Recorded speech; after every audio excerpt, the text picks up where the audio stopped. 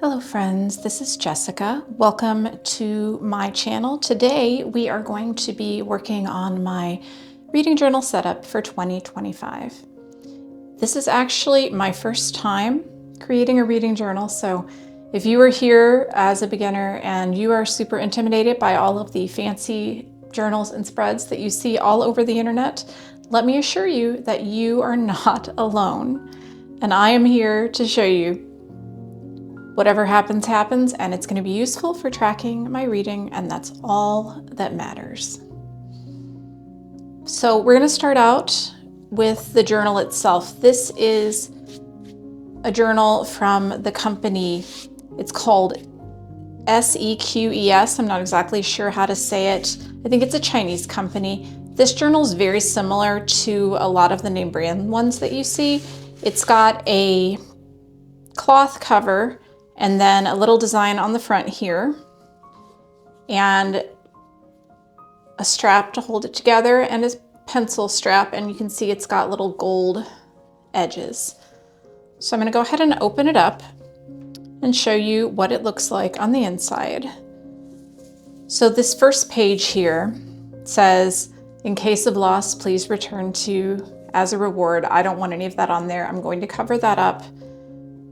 And then we are also going to glue these first pages together because they're super awkward. And then as we go on, you'll see that I have actually put in little post-it notes to show me what I want to go on each page. So we're just going to go from there. I have a few things to start with. I have some Crayola Super Tip markers. These are super inexpensive and they have an appearance that's very much like a watercolor marker. So those I can at least recommend from having swatched them on a piece of paper. I have pulled the ones that I feel like go with the color palette that I'm going for in the journal. So I'm going to put those back. And then I also have a couple different kinds of pens. I have the Papermate Flare medium tip. This is just for all of the things that I'm going to be doing that are plain black lines. And then I have a bunch of, these are actually Zebra Sarasa, I think is what they are. They're gel pens. And these, the ones that I got, are in these colors that are very dark, kind of almost black colors. And I'm planning to use those for the sections where I'm going to be doing journal writing. So I may not use those so much today. I have a couple of mild liners that you can see here. I have a few other things. I bought a washi sticker book in this kind of vintage style, so I may be going through that to look for some things to add to the journal. I have a library due date stamp that I purchased from Amazon, and I'm going to use that when I get to my monthly spreads, so probably not today, but soon. I have some stickers over here that I cut out. I also have, you will see, a lot of things that I cut out. I've got some book covers. I have my shelves that I'm going to use. I have just in general some lettering that I didn't really quite trust myself to be able to do myself. So I have all that over there. And I also have a lot of kind of vintage looking paper. I just bought a few packages of this online. This is all sheet music. And since I am a musician, I thought it would be fun to use some of this in the journal. I have some others that are maps and pages from books. One of them looks like it's from a mathematics textbook, so we'll see if I want to bring that energy to my reading journal this year. And then I have a bunch of brown craft paper that is lying around here somewhere, so probably going to be using some brown craft paper, but we're just going to see what happens today. It's all in the creative process, and however your journal looks is going to be just fine.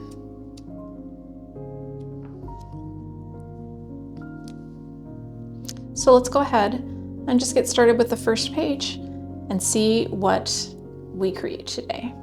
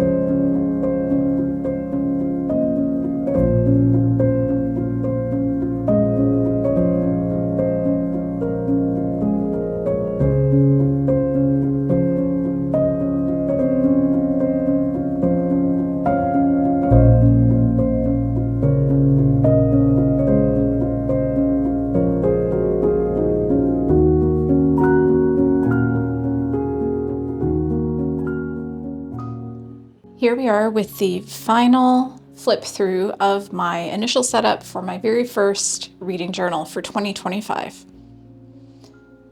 I have to admit, I don't know how long it's going to take when I speed it up, but that was a good 4 hours worth of work because I did have some stuff planned out, obviously, because I had all of those things printed, but I did not anticipate how many decisions I was going to have to make. So it took a little bit longer than I thought, but it was a really enjoyable process. I got to listen to some lovely audiobooks and music and just kind of chill. Right now it is snowing. We're in the midst of a little bit of a blizzard here in the Midwest. So it was kind of enjoyable to look out my window and see the snow come down and work on my reading spreads for the year. All right, so starting here at the very beginning, this card that I cut down to place on the left-hand side is actually a promotional card that came with Blood Over Brighthaven by M.L. Wong, which is one of my favorite books of this past year. And I didn't know what to do with it. I got it because I pre-ordered, but then I was like, well, I don't really have a place where I keep art cards and things like that. So I think having it here in the front of my journal is really nice, and it's got a nice shiny appearance to it. And then moving on, I have these antique book plates. I bought a set of these from Etsy, so I have tons of these I can use in things if I want to.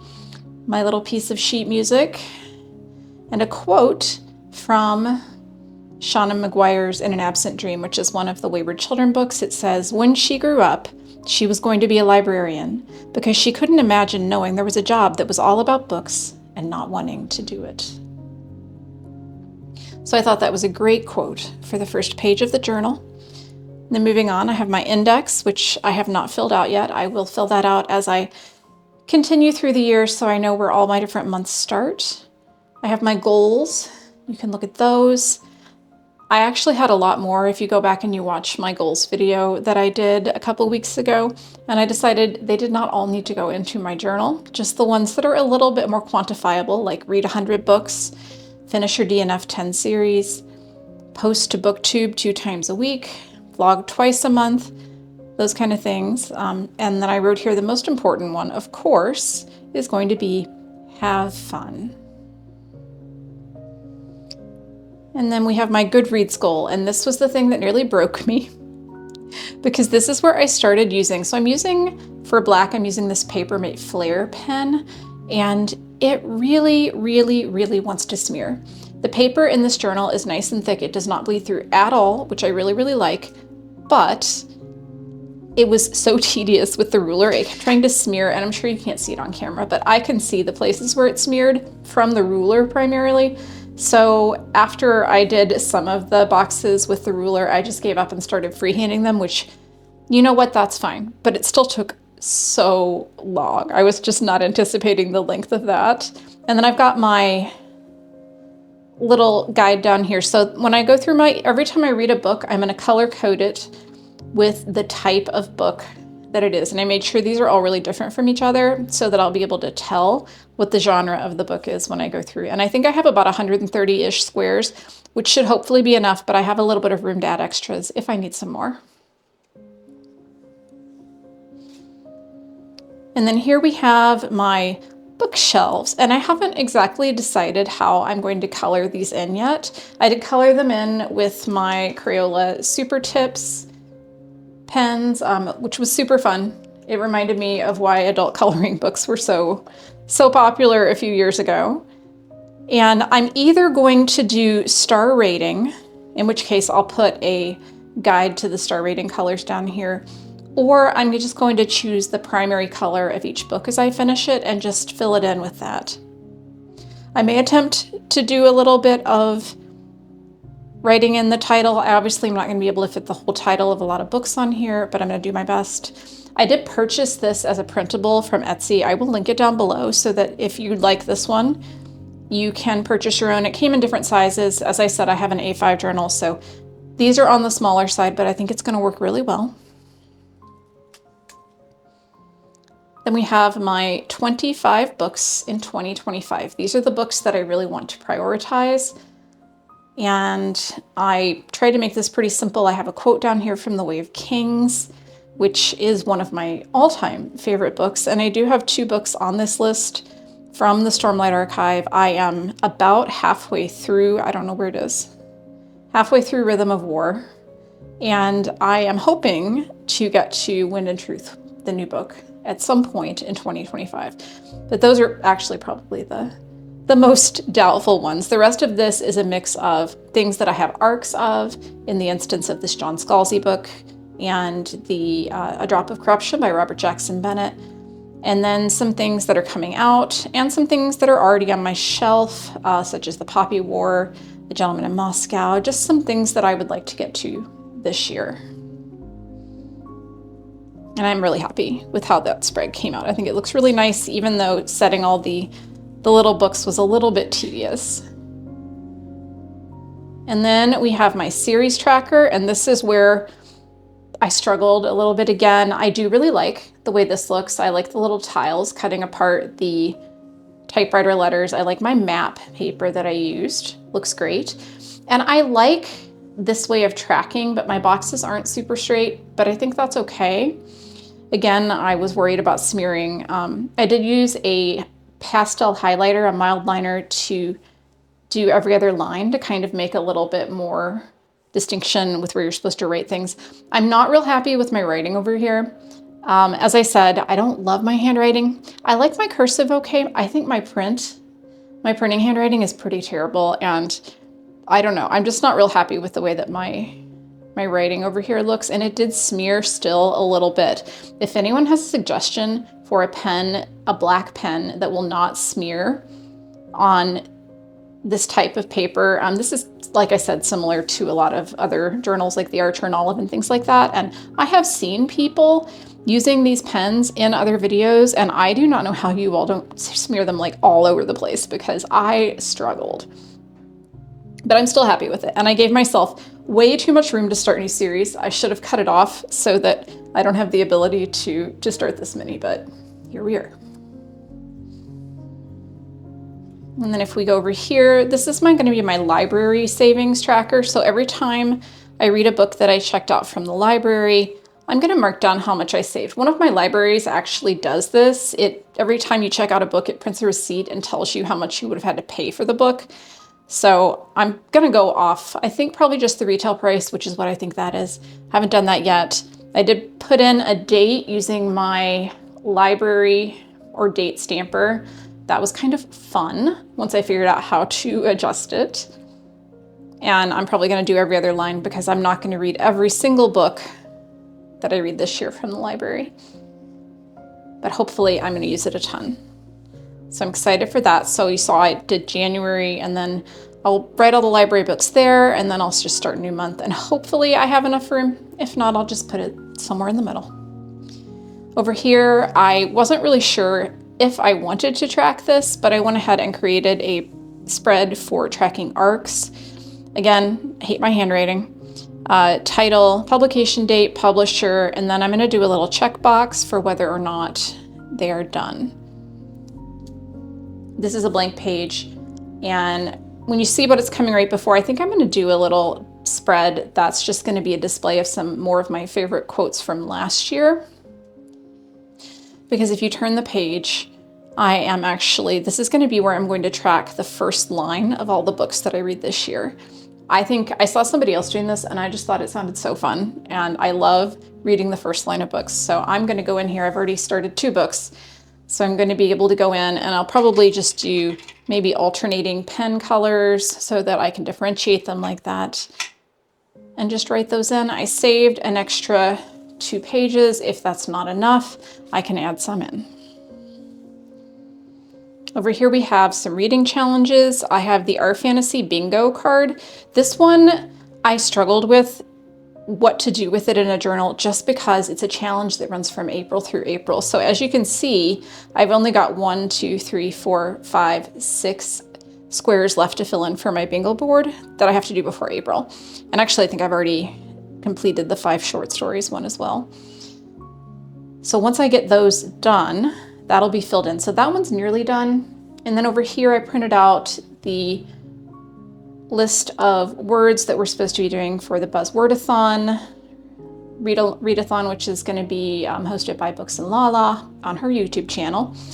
I did already forget to choose a book for January, so we've gotten off to a fantastic start with that, obviously. And then I have my A to Z challenge, and I'm really happy with how this looks. This is just a fancy font that I printed out, I think off of Canva. And then this tape, I don't remember where I bought this tape.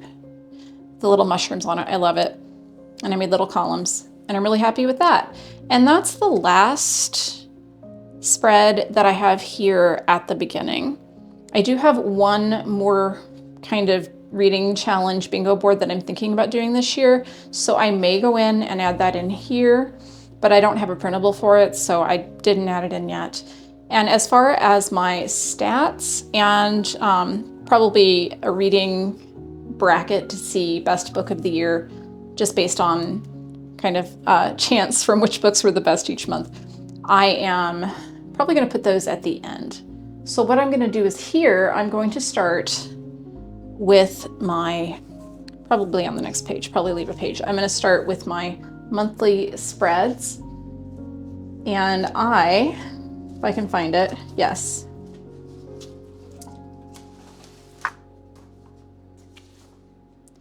And I did print out for January. I'm going to cut around this to make it fit the page.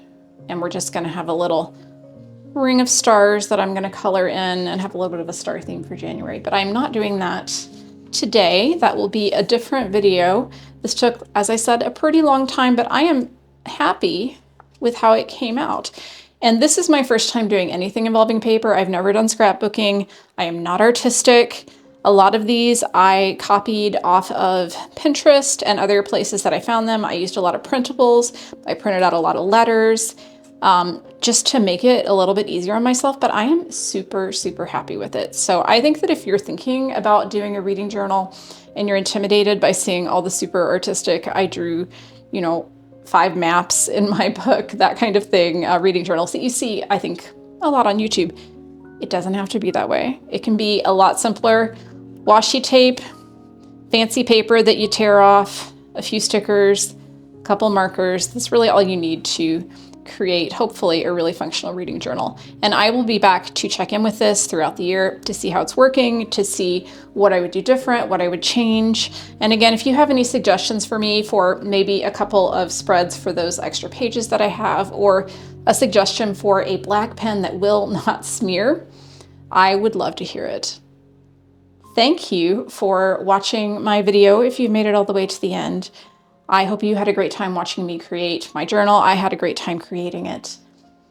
Please leave me a comment and let me know if you've ever tried any kind of journaling or paper craft or anything like that. I'd love to hear your experience. I hope you all have a fantastic day, and I will see you in the next video. Goodbye.